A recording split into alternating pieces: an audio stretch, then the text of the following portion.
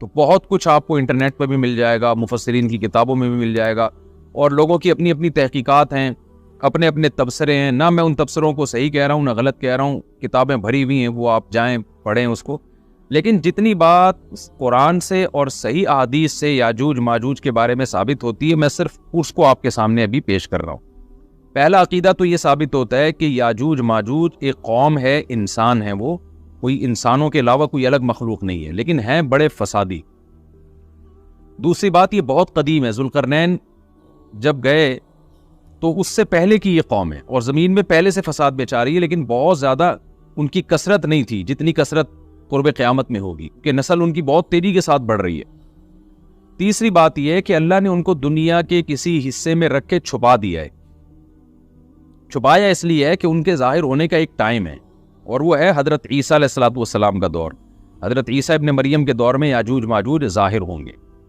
تو اسی کو آپ چوتھا پوائنٹ بھی کہہ سکتے ہیں. تیسرا پوائنٹ کیا ہو گیا کہ ان کو چھپا دیا گیا ہے. لہذا یہ جو لوگ کہتے ہیں نا یاجوج ماجوج دریافت ہو گئے فلاں جگہ ہے فلاں جگہ ہے، تو بھائی ہمیں جب ایک چیز چھپا دی گئی ہے اور ایک ٹائم بتا دیا گیا ہے کہ اس ٹائم پہ ظاہر ہوں گے، تو اس سے پہلے وہ دریافت ہو ہی نہیں سکتے. پہلے دریافت ہو گئے تو اس کا مطلب نبی صلی اللہ علیہ وسلم کی گویا پیش گوئی غلط ہو گئی. تو جو جس کا ٹائم ہے اسی ٹائم پہ وہ ظاہر ہوں گے. چوتھی بات میں نے جیسے بتائی کہ حضرت عیسیٰ علیہ السلام کے دور میں وہ ظاہر ہوں گے. پانچویں بات، صحیح حدیث سے یہ بات ثابت ہے کہ یاجوج ماجوج وہ جو دیوار بنی تھی اس کو چاٹتے رہتے ہیں، ختم کرتے ہیں. اب چاٹنا کا جو لفظ حدیث میں ہے اس سے مراد زبان سے چاٹنا بھی ہو سکتا ہے، اور یہ کنایا بھی ہو سکتا ہے کہ اس کو ختم کرنے کی کوشش میں لگے ہوئے ہیں. اور ایسے چاٹنا، جب ہم کوئی چیز چاٹتے ہیں نا تو بہت تھوڑی تھوڑی وہ ختم ہوتی ہے. تو اتنی موٹی اتنی بڑی دیوار ہے کہ وہ انہوں نے اپنی اسٹرگل اور اپنی محنت نہیں چھوڑی ہے، تو وہ دیوار کو کسی نہ کسی طریقے سے گھسائی میں اس کے لگی رہتے ہیں. تو زبان سے بھی چاٹنا ہو سکتا ہے، اور کسی اور طریقے سے اس کو ختم کرنے کی کوشش بھی مراد ہو سکتی ہے. اور حدیث میں آتا ہے کہ ایک دن آئے گا وہ جب ختم ہونے والی ہوتی ہے نا، تو وہ کہتے ہیں کہ ہم کل اس کو دوبارہ شروع کریں گے اور کل ہم اس کو ختم کر دیں گے. لیکن وہ اللہ تعالیٰ اپنی قدرت سے دوبارہ اس دیوار کو اتنا ہی موٹا کر دیتے ہیں جتنا ذوالقرنین نے کیا تھا. تو قرب قیامت میں جب حضرت عیسیٰ علیہ السلام کا ظہور ہوگا تو وہ یہ کہیں گے ہم انشاءاللہ اس کو کل ختم کریں گے. تو انشاءاللہ کا لفظ جب استعمال کریں گے، کیونکہ وہ قوم ہے کافر، وہ اللہ پہ اعتماد کرنا، اللہ پہ توکل کرنا یہ چیز نہیں ہے. جیسے کافر تو نہیں کہے گا نا اللہ نے چاہا تو وہ اللہ پہ یقین نہیں رکھتے. تو وہ جب اللہ کا نام لیں گے اور کہیں گے کہ اللہ نے چاہا تو ہم اس کو کل ختم کر دیں گے، تو پھر اس نام کی وجہ سے وہ دیوار ختم ہو جائے گی. اس کی مثال ایسے جیسے حدیث میں آتا ہے پچھلی قوموں میں ایک نوجوان تھا جو جادوگر کے پاس بھی جاتا تھا اور راہب کے پاس بھی جاتا تھا، جس کا سورہ بروج میں تذکرہ ہے، والسماء ذات البروج میں.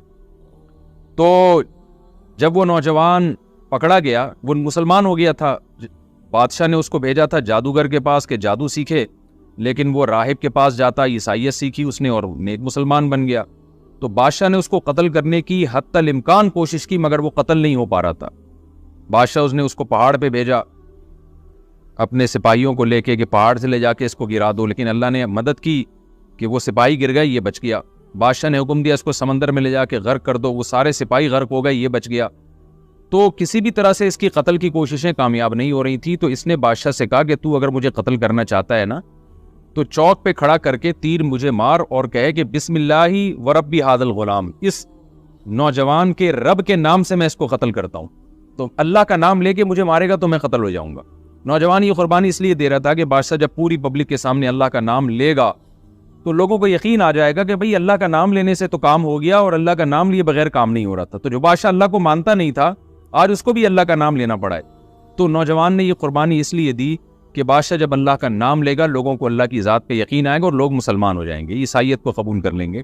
تو اس نوجوان نے یہ قربانی دی اور بادشاہ نے اللہ کا نام لے کے جب تیر مارا تو وہ نوجوان شہید ہو گیا. اور لیکن پورا ملک مسلمان ہو گیا، عیسائیت قبول کر لی.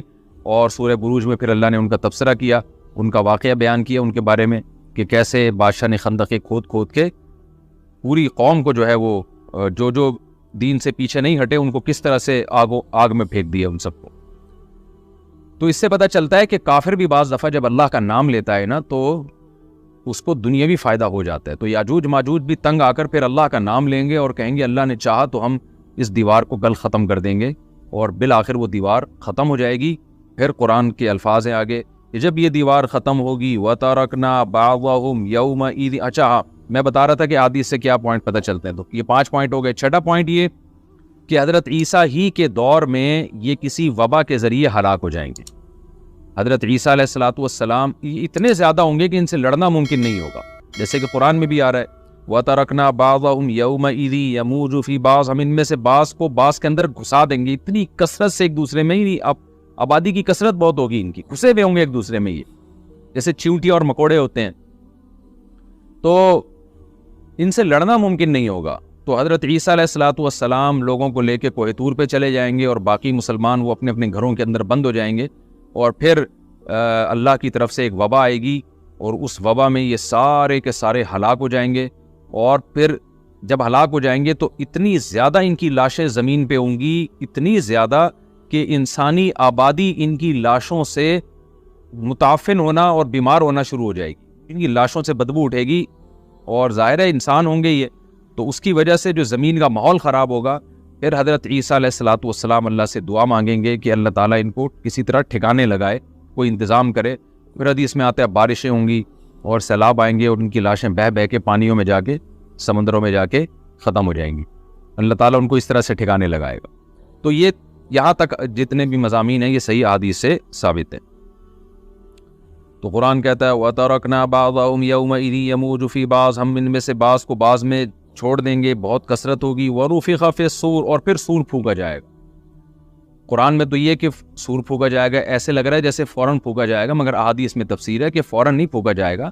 یاجوج ماجوج قیامت کی نشانیوں میں سے ایک بہت بڑی نشانی ہوگی، یعنی یہ اس بات کی علامت ہوگی کہ اب قیامت بہت قریب ہے. تو حضرت عیسیٰ ابن مریم علیہ السلام جب نازل ہوں گے، میں تھوڑی سی ترتیب بیان کر دیتا ہوں کہ جو کیونکہ بات یاجوج ماجوج کی چل رہی ہے تو اس سے منسلک جو واقعات ہیں جو اس دور میں ہوں گے وہ بھی میں اسی لیکچر کے ضمن میں بیان کر دیتا ہوں. ہمیں صحیح حدیث سے یہ پتہ چلتا ہے کہ قرب قیامت میں جب مسلمان بہت قسمہ پرسی میں ہوں گے تو خراسان سے لشکر اٹھے گا. خراسان یہ افغانستان اور ایران کا حصہ، اس علاقے کو نبی صلی اللہ علیہ وسلم کے دور میں خراسان کہا جاتا ہے، جس میں قندھار بھی آتا ہے، ایران کا بھی حصہ آتا ہے اس میں.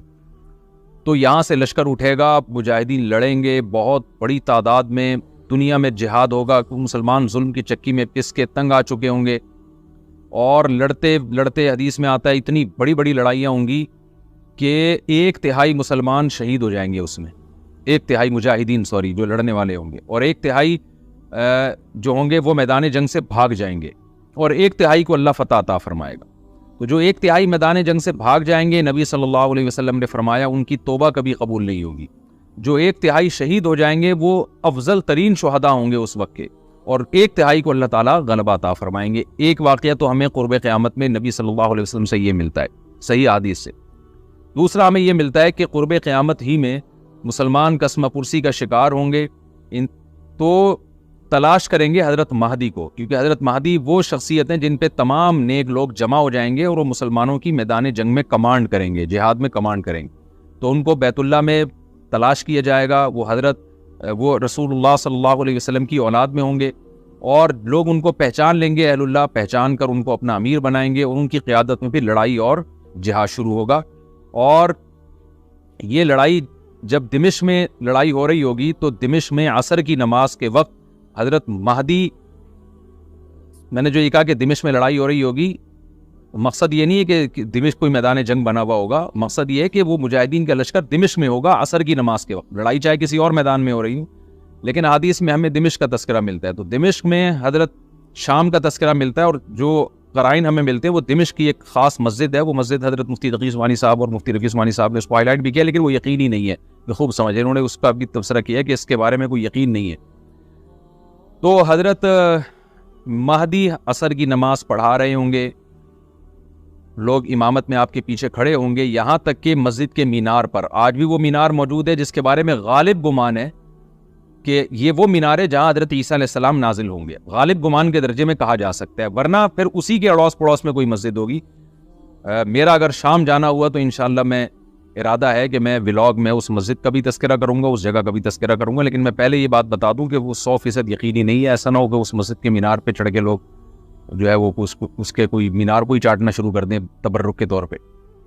تو عصر کی نماز کا ٹائم ہوگا. حضرت عیسیٰ ابن مریم علیہ الصلاۃ والسلام فرشتوں کے کندھوں پہ ہاتھ رکھ کے نیچے اتریں گے نماز کے ٹائم پہ, یعنی آسمان سے مینار تک آئیں گے اور پھر مینار سے آپ کے لیے سیڑھیاں لگائی جائیں گی. سیڑھیوں کے ذریعے مینار سے نیچے اتریں گے اور لوگ ان کو پہچان لیں گے. حضرت مہدی ان کو امامت کے لیے آگے کریں گے کہ آپ اللہ کے ایک پیغمبر ہیں, آپ نماز پڑھائیے. حضرت عیسیٰ علیہ السلام انہی کو آگے رکھیں گے. اور اس طرح کا مفہوم ہے حدیث میں کہ اللہ نے اس کام کے لیے آپ کو ہی منتخب کیا. کیا مطلب یہ امامت اس امت کا حق ہے. تو حضرت عیسیٰ ابن مریم علیہ الصلاۃ والسلام کا جو کام ہوگا وہ جہاد ہے اور یہودیوں سے انتقام لینا, کیونکہ یہودیوں نے اپنے خیال میں حضرت عیسیٰ کو قتل کیا تھا, تو اللہ نے یہودیت ہی کے خاتمے کے لیے اور دجال کے خاتمے کے لیے عیسیٰ ابن مریم کو نازل کیا ہے. حضرت مہدی سے پہلے ہی دجال ظاہر ہو چکا ہوگا. دجال کے بارے میں حدیث میں آتا ہے کہ ہر پیغمبر نے اپنی امت کو دجال کے فتنے سے ڈرایا ہے. اچھا, یہ دجال ایک ایسی شخصیت ہے جس کا یہودی انتظار ہم سے زیادہ کر رہے ہیں, کیونکہ یہودی اس کو اپنے لیے نجات دہندہ سمجھتے ہیں, جبکہ حدیث میں آتا ہے کہ دجال کانا ہوگا اور اس کا خدائی کا دعویٰ ہوگا. اس کے پاس کچھ ایسی طاقتیں ہوں گی کہ مردے کو زندہ کر دے, زندہ کو مار دے. ایک طرف اس کے باغ ہوگا, ایک طرف اس کے آگ ہوگی. جو اس پر ایمان لائے گا اس کو باغ میں داخل کرے گا, اور جو اس پر ایمان نہیں لائے گا اس کو آگ میں داخل کرے گا. اور رسول اللہ صلی اللہ علیہ وسلم نے فرمایا اس کی جو آگ ہے حقیقت میں وہ جنت کا باغ ہوگا, اور اس کا جو باغ ہے حقیقت میں وہ جہنم کی آگ ہوگی. تو جو نبی کی باتوں پہ یقین کرتے ہیں وہ دجال کے فتنے سے محفوظ رہیں گے. اور حدیث میں سورہ کہف کی بھی تلاوت کا حکم ہے. جمعے کے دن جو کہف کی تلاوت کرتا ہے اللہ اس کو دجال کے فتنے سے محفوظ رکھتا ہے. اب آپ دیکھیں یہ سورہ کہف میں ہی قیامت کی علامات کا تذکرہ ہے نا, تو شاید اسی وجہ سے کیونکہ جو سورہ کہف پڑھتا رہے گا وہ یاجوج ماجوج کے واقعات بھی پڑھتا رہے گا اور اللہ کی قدرت کے واقعات بھی پڑھتا رہے گا, تو دجال کے فتنے سے اللہ اس کو اس برکت سے بچا کے رکھیں گے, فتنے سے محفوظ رکھیں گے.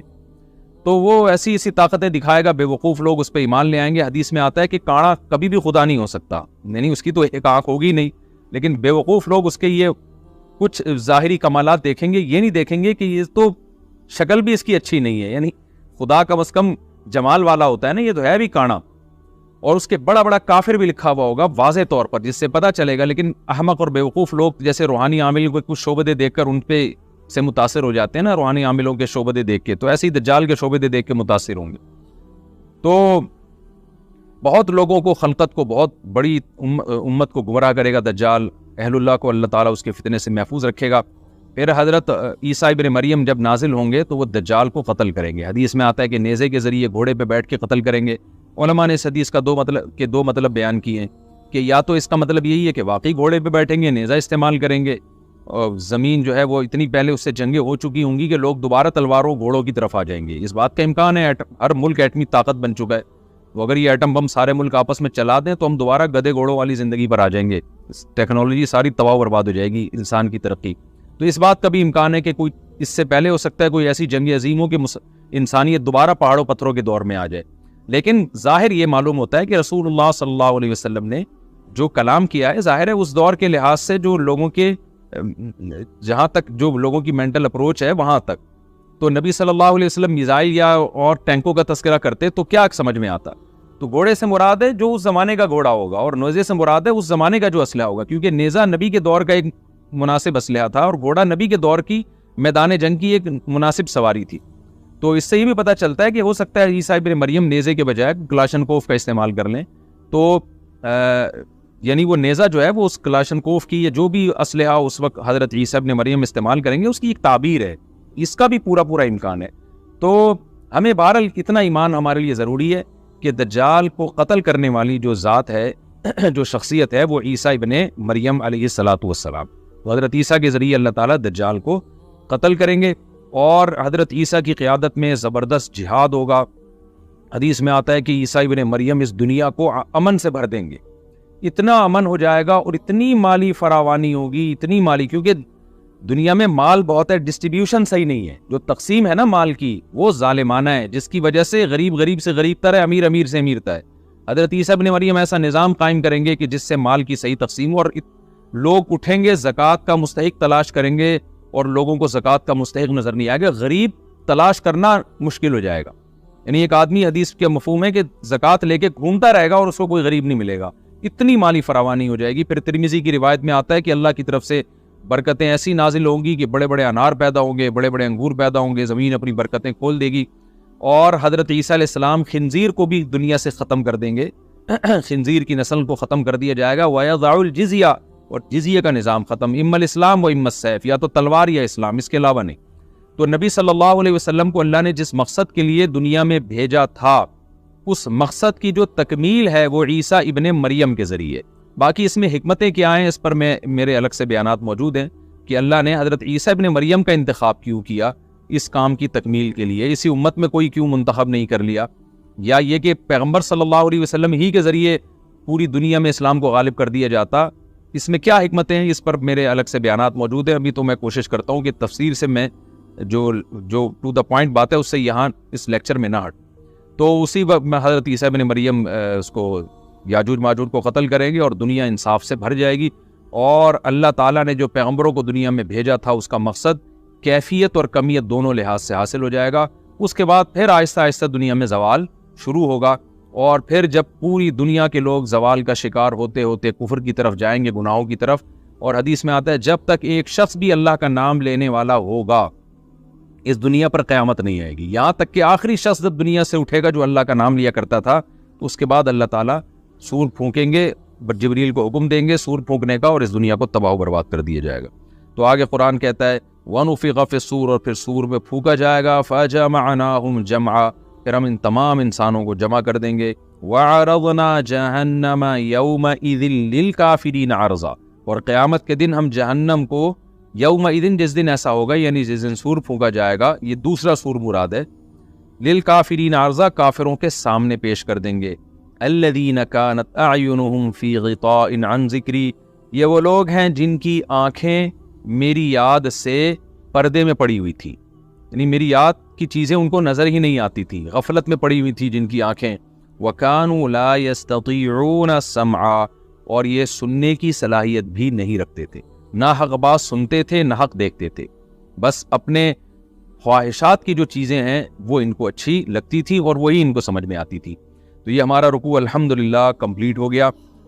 اس رکوع میں ہمیں بہت سارے اسباق ملتے ہیں، میں نمبر وار اس کو مختصراً بیان کر دیتا ہوں۔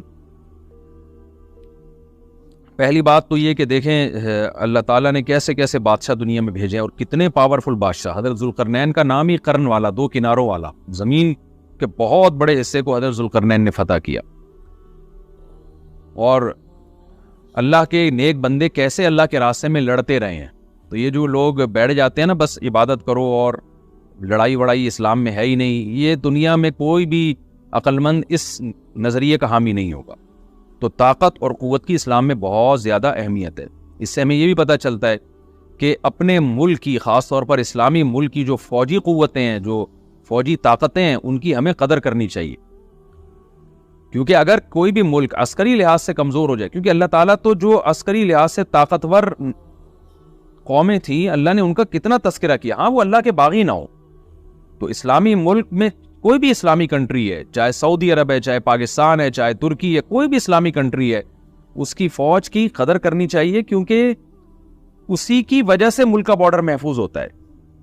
اگر مسلمان عسکری لحاظ سے کمزور ہونا شروع ہو جائیں تو کافر ہمیں گاجر مولی کی طرح کاٹنا شروع کر دیں، اسلام دشمن قوتیں ہمیں کھا جائیں، ختم کر دیں ہمیں کھا کے۔ تو نیک قوتوں کو اپنی بقا کے لیے ہمیشہ سے ایک اسلحے کی اور طاقت کی ضرورت رہتی ہے، اس کی اہمیت اسلام میں بہت زیادہ ہے۔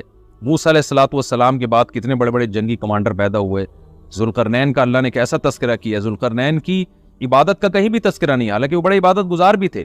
داؤد علیہ السلام کی عبادت کا تذکرہ بھی ہے، ان کی تلوار اور طاقت کا تذکرہ بھی ہے۔ تو اللہ تعالیٰ جہاں عبادت کا تذکرہ کرتے ہیں تو طاقت اور قوت کا بھی تذکرہ کرتے ہیں، اس سے عسکری لحاظ سے اپنے آپ کو مضبوط کرنے کی اہمیت کا ہمیں پتہ چلتا ہے کہ اسلام میں اس کی بڑی اہمیت ہے۔ کسی بھی اسلامی ملک کی فوج کا مورال کسی بھی لحاظ سے ڈاؤن نہیں ہونا چاہیے، اور عسکری لحاظ سے وہ کسی بھی لحاظ سے کمزور نہیں ہونی چاہیے، اور اس کو چاہیے کہ اعدوا لهم ما استطعتم من قوہ پر عمل کرے، کہ قرآن کہہ رہا ہے روز بروز اپنی طاقت اور قوت میں اضافہ کرنے کی کوشش کرو۔ اس سے مسلم قوم کو کبھی بھی غافل نہیں ہونا چاہیے، اور کوئی بھی ایسا کام جس سے مسلمان قوتیں اور طاقتیں کمزور ہونا شروع ہو جائیں، اس کام سے ہمیں بچنا چاہیے۔ دوسری بات ہمیں یہ پتہ چلی کہ اللہ تعالیٰ نے اہل اسلام کے ذمے پوری دنیا کی ذمہ داری لگائی ہے، کسی ایک ملک کی نہیں۔ جتنے بھی پیغمبر آئے ہیں جب وہ دنیا فتح کرنا شروع کی ہے تو کہیں رکے نہیں ہیں وہ کہ بھئی یہاں تک، اس سے آگے نہیں جانا. ان کی صلاحیت ہی ختم ہو گئی ہو، وسائل ہی ختم ہو گئے ہو تو الگ بات ہے. تو پوری دنیا ہے جس میں اللہ کے دین کو غالب کرنا ہے. اب اس کا طریقہ کیا ہوگا؟ ظاہر ہے جو جس زمانے میں سوٹیبل طریقہ ہو وہ اختیار کیا جائے گا. تو حضرت ذوالقرنین پہلے انتہائی مشرق کی طرف گئے ہیں جہاں سورج نکلتا ہے، تو وہاں سے جہاں سے آبادی شروع ہو رہی ہے، اور ان کا خیال تھا کہ اب آگے آبادی نہیں ہے تو پھر جا کے اسٹاپ کیا ہے. مغرب میں بھی ایسے ہی، شمال میں بھی ایسے ہی. تو ہمیں جب دیکھتے ہیں کہ جب صحابہ کرام نے دنیا فتح کرنا شروع کی ہے تو ہمیں مسلمان کمانڈروں میں بھی ایسے واقعات ملتے ہیں کہ وہ علاقے فتح کرتے کرتے سمندر کے کنارے پہنچے اور انہوں نے سمندر کو دیکھ کے کہا کہ تیرے آگے بھی آبادی ہوتی نا تو ہم اللہ کا کلمہ وہاں بھی بلند کرتے. یہ دور تھا مسلمانوں کا، اور یہ عیسیٰ ابن مریم دوبارہ پھر وہی کریں گے، پوری دنیا کو فتح کریں گے. تو حضرت ذوالقرنین کے اس واقعے سے پتہ چلتا ہے کہ پوری دنیا کی ذمہ داری اللہ نے ہمیشہ سے اہل اللہ پہ لگائی ہے، اور وہ پوری دنیا میں اللہ کے دین کو غالب کرنے کی کوشش میں ہمیشہ سے لگے رہے ہیں. تیسری بات ہمیں پتہ چلتی ہے کہ اسباب اور وسائل کی اہمیت. حضرت ذوالقرنین نے جب اتنا پہاڑوں کے بیچ میں اتنا یعنی لوہے کی پلیٹیں لگا کے تانبا پگھلا کے آہنی دیوار بنائی ہے تو خوش ہوئے ہیں. ھذا رحمت من ربی، یہ میرے رب کی رحمت ہے. تبھی تو اللہ کا شکر ادا کیا نا، خوشی پہ شکر ادا کیا جاتا ہے. تو اس سے یہ بھی پتہ چلتا ہے کہ سائنس اور ٹیکنالوجی، دیکھیں یہ کام ٹیکنالوجی کے بغیر ممکن نہیں تھا. تبھی تو اس قوم نے کہا نا ذوالقرنین سے کہ ہم پیسے آپ کو دیں گے، لیکن ہمارے پاس وہ وسائل نہیں ہیں، وہ ٹیکنالوجی نہیں ہے ہمارے پاس. اور بظاہر ایسا لگتا ہے کہ ان کے پاس لوہا بھی تھا، تانبا بھی تھا، کیونکہ حضرت ذوالقرنین اب یہ تو نہیں ہے نا کہ زمین کے مشرق کی طرف دوبارہ لوہا جمع کرنے گئے ہوں، تو وہیں سے جو کچھ ہوگا نکالنا ہوگا. تو وسائل اس قوم کے پاس تھے، ٹیکنالوجی نہیں تھی کہ اس لوہے کو اور اس تانبے کو پگھلا کے دونوں پہاڑوں کے بیچ میں پلیٹیں کیسے بنانی ہیں اور ان کو کیسے ان کے بیچ میں تانبا کر کے کہانی دیوار بنائی. یہ ٹیکنالوجی ان کے پاس نہیں تھی. تو اس سے ہمیں ٹیکنالوجی کی ویلیو کا بھی پتہ چلتا ہے. آج مسلمان اس میں بھی بہت پیچھے چلے جا رہے ہیں اور اس کو مذہب سمجھنا شروع کر دیا ہے. یہ بات بھی غلط ہے. حضرت ذوالقرنین نے اتنی طاقت اور قوت کا استعمال کیا اور اتنے زبردست طریقے سے اس وقت جو بھی اس سوٹیبل ٹیکنالوجی تھی اس کا استعمال کر کے دو پہاڑوں کے بیچ کے راستے کو بند کر دیا اور اس پہ خوشی منائی حضرت ذوالقرنین نے. یہ نہیں کہا کہ بھئی اس سے کچھ بھی نہیں ہوتا، اصل میں تو بس انسان کو چاہیے.